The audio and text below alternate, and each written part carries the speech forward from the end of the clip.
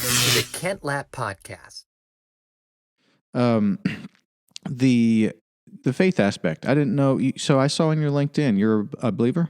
Yeah. Yes. Okay. Yeah. Wonderful. Yeah. Where do you go to church? Woodmont Christian Church. Okay. What part of town is that? Green Hills. Grew up in Green Hills. Oh, okay. Cool. Grandfather founded that in 1953 Okay. with a bunch of other families. Your grandfather founded the church? He was there were a breakaway. About 12 families left Vine Street Christian over on West End and founded Woodmont Christian with Dr. Frank Drawota as the head minister. Yeah. Oh, very cool. Mm-hmm. We go to, Andrew and I both go to Emmanuel Nashville over by Sylvan Park. Awesome. The west side of Nashville. Very cool. Tell us a little bit about yourself. You have an interesting background, a lot going on there. And by the way, at some point you had to have been on radio, right? You have a great voice. Yeah, I do a lot of voice work. Yeah. Do you really? Yeah, I do. I do a lot of voiceovers and. I don't know. I picked up a guitar when I was 8. My dad took me to see James Taylor in 1970 in the Municipal Auditorium. Same week I got to see Chicago with Terry Kath, and I just fell in love with music. It's been a part of my life for all my life. If there's one thread that's kept me sane other than my faith, it's been music. It's my love. So I'm a huge James Taylor fan. His mother's maiden name is Woodard, which I thought was kind of interesting. Yeah. So that sort of set me on a path, and I started writing songs when I was about 11, and wanted to grow up and be James. And so glad I didn't, because I ended up in the jingle business. Went to work for a guy named Pat Patrick here in Nashville. What's a jingle? What's the jingle business? It's the 30-second little commercials and music for radio and TV commercials. Okay. So I was working in retail at the time, and I went to a party on a Friday night, and Pat said, "Hey man, I do these little 30-second songs. I hear you're a songwriter. Blah blah blah blah." And he said, "You ought to come work for me sometime." So I quit my job on Saturday and showed up on Monday and said, "Ready." And did he know you were coming? No, he had no idea. How do you know he was serious? I people didn't. say that stuff all the time. I don't really mean it. Well, I really wanted to be in the music business, so I get the heck out of retail. Yeah. And so anyway, it was. He said, "Hey man, did I hire you?" And I was like, "Yeah, you sure did." And he goes, "Well, man, if you can sell something, you can write it." And so that's where I sort of became a proponent of commerce and creativity coming together. I wasn't just going to go over here and write a song and hope somebody cut it and starve to death. This was a path I could actually go sell something and make $1 and then write it. And it was a little different path creatively, but it took me to some amazing places. So we had through different iterations of different jingle companies around the country, I did that for about 28 years, where I was the guy that went around the country, worked with the creative teams, sold the ideas sold the musical concepts of things, as we would call them, and then go back and produce them. We had studios here, Chicago, New York, different places. So very blessed to work with some amazingly talented people. And not to interrupt your story there, but because I know you're into a lot of stuff, but in that particular endeavor, who are your customers in that? Are they like someone who sells cars, a grocery store, like anything like that? And you're creating those 30-second jingles? Yeah, mainly for advertising agencies were our big clients, and we would go in and produce music for a campaign that they already had. So they would say, "Hey, I need a Coke jingle, or I need a Michelob jingle, or a piece of music for this Budweiser campaign," or whatever it was. And then we would come back to Nashville, being a right-to-work state. It allowed some non-union jobs to be able to be done, and then we could also be on the card as well. So we had this flexibility here in the state of Tennessee. What does that mean to be on the card? In a union position, like a SAG or AFTRA piece. So a lot of the shops required that you were a union shop because it was a union brand they were covering. Or if you're doing something for Lincoln Mercury or for Ford or for somebody, they required it all to be on the card. So I see. On a union talent card. And in that particular thing, were you just doing the music piece, or you were helping them write their entire commercial? Yeah, a little bit of both. I was in the McDonald's the day that we came up with, Did Somebody Say McDonald's? We were on Wacker in Chicago, and a guy named Bob Merlotti, we were all sitting there eating cheeseburgers, and we were trying to come up with a slogan and campaign, and he came up with Somebody Say McDonald's at the office, and let's go get it. And he wrote that down, and we ended up doing some music for that campaign. But yeah, it was great to be on the front line with those guys, and I would go in and become buddies with them and hang out and create sort of as an account guy, and then take it back and write the music that we needed to write to support that campaign. Okay. But you're not just doing that now. What else are you into? Yeah, man, it's gotten crazy. God has an amazing circuitous path sometimes in life. I left that and started building ad agencies. Helped build a place here called IO Studio. I was the biz dev senior creative director there for about 8 years. Worked with the guys over there. Loved it. Had an opportunity to go and work for TriStar Energy, which is all of the Dailies and Twice Daily stores here in Middle Tennessee. We did all the rebranding for the Twice Daily. I was the head of marketing for that. And had no idea where that was going. We started our own little agency, enjoy that. And in the middle of that, my youngest brother called me and said, "Hey, man, you want to work with special needs people and sell drug test kits?" And he's in real estate and I'm in marketing. And I'm like, call me back when you're not drinking in the mountains, man, and we'll figure this out.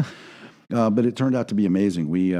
There was an opportunity we had to fulfill a contract to be a subcontractor of sending drug test kits to the state of Tennessee. But we had to employ 5149 disabled, abled. Didn't even know what disability world was. I mean, I did, but I didn't know how little I knew or how much I did know. And we started, had a young man with autism that worked for me already at the agency. I said, "You have autism, right?" Now I said, "Is that a disability?" And he goes, "I don't know. I'll ask my mom." So he went home, asked his mom. Turns out it was. So he and I started packing boxes, and that began a company called Woodard Brothers, a real creative name. But now all three Woodard Brothers work together, and our goal is to employ as many people that want to work, period, as we possibly can, and to integrate people with disability into that world. So we're a kitting, fulfillment, warehouse, storage, hand labor business. And we've got a place up in Massman. The reason I was a little late to the cast today was we're looking at a new building. We're growing, very blessed. Oh, yeah? And out of that, I created a thing called On the Avenue.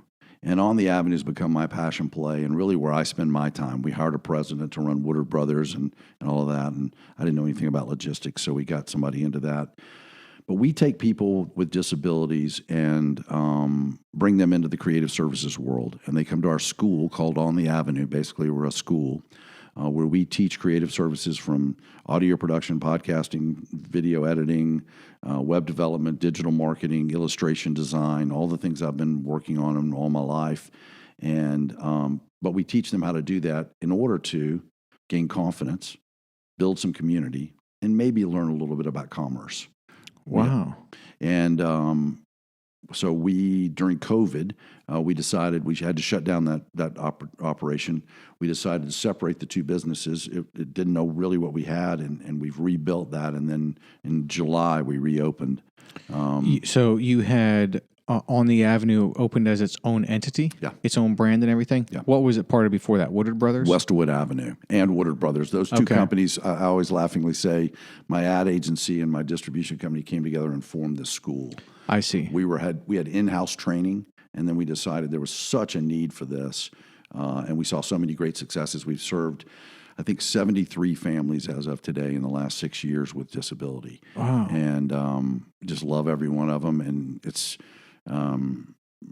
we're so grateful for the opportunity we've had to speak into their lives. Yeah. So you mentioned Woodard Brothers. You mentioned On the Avenue. But then you just mentioned something you didn't tell us about yet, I think. What was it? Westwood Avenue. Okay. Yeah, that's really, that's my little agency. And we do all the traditional things. But mainly what I do is come in and help businesses kind of look at the whole picture. Mm-hmm. And so I do that from a consulting role.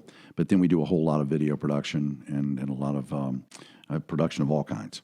Cool. Yeah. Well, it sounds like, Andrew, we gotta keep this guy and got to keep in touch with this guy. He's got all the connections. I mean, this is kind of what we're trying to do here. It sounds like. Well, I didn't realize this was going to be such a strategically advantaged podcast for us here. Yeah, it's bizarre. My ADD is really kicked in, and it works well in all these areas. But what we realized was, in fact, we almost shut it all down last year. And there's just a passion I have for helping folks with disability. There's a book, David Brooks wrote a book called Second Mountain. And the older I get, the more I'm climbing my second mountain, and that's for others. You build your first mountain for yourself, and then you build this second mountain for others. And so if we can serve my family, serve our employees, and do something good, why not? And that's kind of, we call it conscientious capitalism. Yeah, I like that. Yeah. We could use some more of that. Yeah, you think so? Capitalism's, yeah, I think so. Capitalism's a wonderful thing, but it can get, the motives can get sideways very, very quick. Yeah, it's getting a bad name too, and I think it's probably for a reason. But my faith tells me to just keep moving, and that He will provide every day. So we move on faith, and we act on honor, and do it for the right reasons, and then the blessing comes. But you have to be willing to fail. You have to be willing to risk. You have to be willing to go put everything out on the table, and we've done that over the last 5-6 years, and we feel like we're poised and in the right place right now. Great. When you say you almost shut everything down last year, which business are you talking about? Pretty much all of it. I got really tired of the whole rat race of everything, and the uphill struggle of owning your own businesses and all that. And I could go make a lot more money just being a consultant and going home and sleeping in my own bed. But the ministry and the mission of employing people and giving opportunity and access to networking around this city that we had access to, because I was just born into it, we very much wanted to continue. So my brothers and I decided that in October we kind of put our chips on the table and said, let's really go for this. And we developed 2 big facilities, one to work in and one to grow in. And so we're not turning back now. So you have 2 brothers? I have 2 brothers. There's three of you? 3 of us. You have sisters? No sisters. My mom grew up in a frat house, man. It was okay. Wow. She lived in a frat house. Which one of the brother? What age? Where do you fall with the 3 I'm brothers? the old guy. I'm the old guy. And then 4 years later, got another, and then 4 years later, have another. Oh yeah. Okay. Wonderful. Yeah.